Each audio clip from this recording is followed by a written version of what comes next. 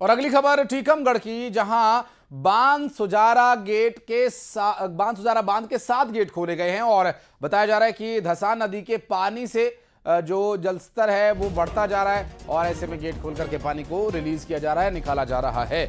नदी के साथ लगते जो निचले इलाके हैं उनमें अब अलर्ट जारी कर दिया गया। नदी के आसपास लोगों के न जाने की चेतावनी उन्हें जारी की गई। निचले हिस्से में करीब 6 फीट तक जल स्तर बढ़ने की आशंका जताई जा रही है। मिल रही जानकारी के अनुसार बांध सुजारा बांध के 7 गेट्स खोले गए हैं। और राजीव हमारे सहयोगी इस वक्त हमारे साथ जुड़ के बात करेंगे उनसे। राजीव, अभी क्या स्थिति है फिलहाल? क्या बारिश हो रही है और क्या और भी गेट्स खोले जा सकते हैं? कितने क्यूसेक पानी छोड़ा जाएगा? ये सभी सवाल हो रहे हैं।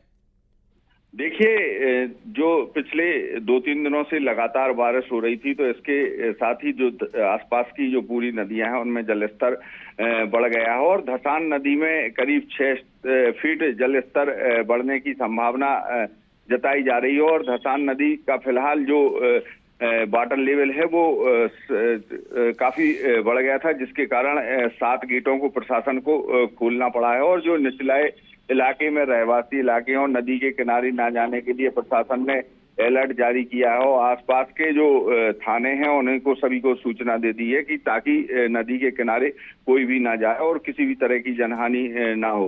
तो जो पहली बार इस मौसम में जो बांध सुजारा डैम है उसके 7 गेट खोले गए हैं, क्योंकि नदी में जो धसान नदी है उसमें जलस्तर अब लगातार तेजी से बढ़ रहा है, क्योंकि जो ऊंचे वाले इलाके हैं वहां से सिमट कर पानी लगातार फ्लो आ रहा है, जिसके कारण अब तेजी से जलस्तर और बढ़ने की संभावना है, जिसको लेकर अब प्रशासन ने अलर्ट जारी किया हुआ है। बहुत शुक्रिया आपका इस पूरे मामले पर जानकारी देने के लिए राजीव।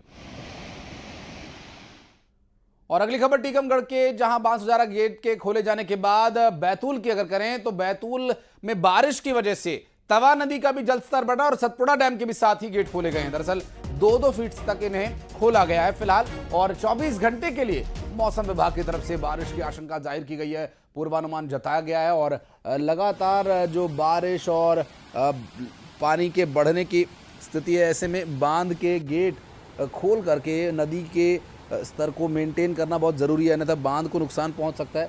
ऐसे में इस लगातार हो रही बारिश का जो असर है वो डैम पर न पड़े, इसके लिए पानी निकासी के लिए गेटों को खोलना पड़ रहा है।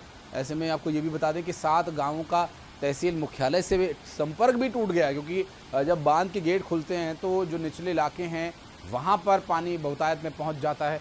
ऐसे में निचले इलाकों में बाढ़ को लेकर अलर्ट भी जारी किया गया है, लेकिन इस बीच जानकारी ये मिल रही है कि जो निचले इलाके हैं उनका संपर्क फिलहाल तहसील मुख्यालय से नहीं हो पाएगा, क्योंकि आवागमन का जो रास्ता है वो बाधित है पानी अधिक होने की वजह से। और साथ ही एक चेतावनी जो जारी की गई है वो ये कि बारिश अभी जारी रहेगी, अगले 24 घंटे के लिए ये समस्या और बढ़ सकती है।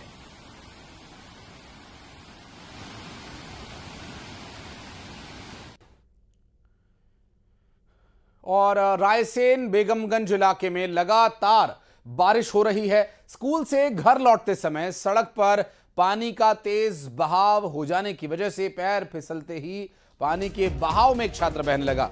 दरअसल मौजूद रहवासियों ने दौड़कर छात्र को बचा लिया।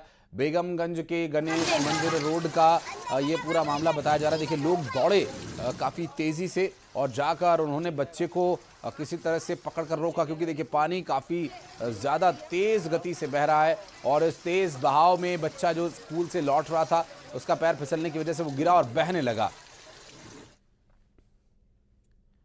अब सवाल ये कि क्या स्कूल्स कॉलेजेस फिलहाल बंद नहीं होने चाहिए?